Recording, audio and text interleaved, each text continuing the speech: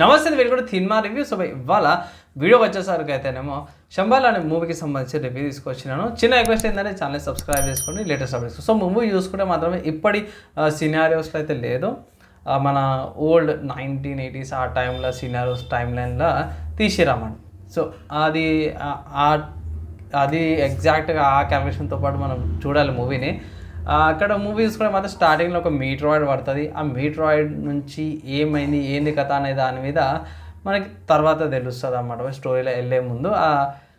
అక్కడికంటే ముందుగా మన ఆది గారిది క్యారెక్టర్ బాగానే ఉంది. దానికంటే స్టార్టింగ్లోనే ఏకి సంబంధించిన కంటెంట్ పెట్టి ఏ ఫుటేజెస్ చాలా యూజ్ చేసారు. ఒక్కొక్క మాట చెప్పుకోవాలంటే మాత్రమే సాయి కుమార్ గారిది వాయిస్ ఓవర్ బాగా అనిపించింది నాకు.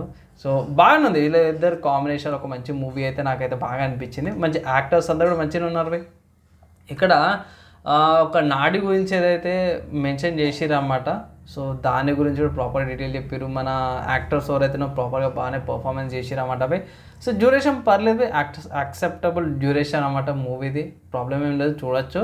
కొంచెం 18+ లాగా అనిపిస్తుంది. కొంచెం అక్కడక్కడ బ్లడ్ గోరీనెస్ అక్కడ ఉంటుంది, కొంచెం అక్కడక్కడ పెద్ద రకం 16+ లాగా అనిపిస్తుంది నాకు. అండ్ చాలామంది అనుకుంటారు మీట్రాయిడ్ వల్ల అట్లా అయిందనేసి అయితే అనుకుంటారు. అండ్ ఇంకొకటి ఏంటంటే ఇది దయ్యం ప్రేతాత్మలు అన్నట్టు కొంచెం చూపిస్తారు అన్నమాట, దురాత్మ ఎట్లా వచ్చింది ఏందనేసి అయితే.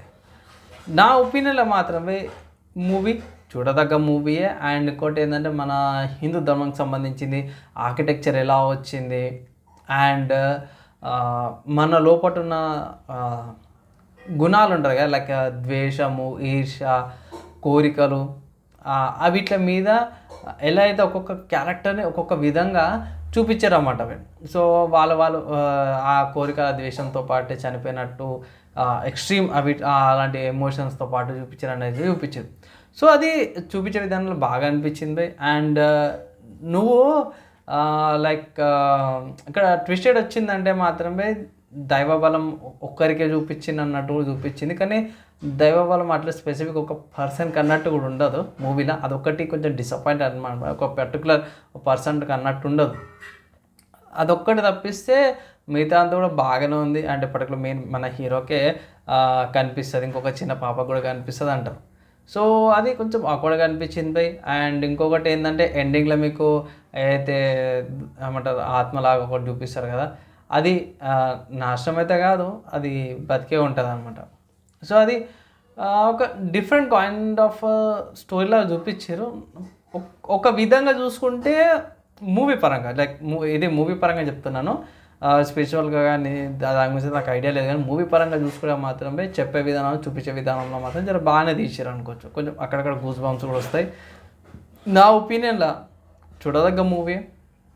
అండ్ ఓవరాల్గా ఈ మూవీకి నేను ఇచ్చే రేటింగ్ చూసుకుంటే మాత్రమే 2.75/5 రేటింగ్స్ ఇస్తున్నా. తక్కువ రేటింగ్ ఎందుకు ఇచ్చినా అంటే మాత్రమే కొంచెం సెన్స్ అనిపించదు. అండ్ మోస్ట్లీ ఎట్లుంటుంది అంటే ప్రిడిక్టబిలిటీ ఉంటుంది ఇలాంటి మూవీస్లో. కొంచెం డ్యూరేషన్ కొన్ని సిచ్యువేషన్స్లో అది ఇది ల్యాగ్ అయిందిరా అనిపిస్తుంది. అండ్ ఇంకొకటి ఏంటంటే ఆ పర్టికులర్ ఒక అమ్మాయి ఏదైతే ఉంటుందో చూపించే విధంలోనే డిఫరెంట్గా కనిపించేస్తుంది. అరే కీ రోల్ ప్లే చేస్తుంది కదరా అన్నట్టు అనిపిస్తుంది. అది మిస్టరీగా పెట్టింటే బాగుండేది. కీ రోల్ ప్లే చేస్తున్నట్టు స్టార్టింగ్లోనే చూపించేస్తారు, క్లోతింగ్ కానీ చూపించే విధంగా కానీ.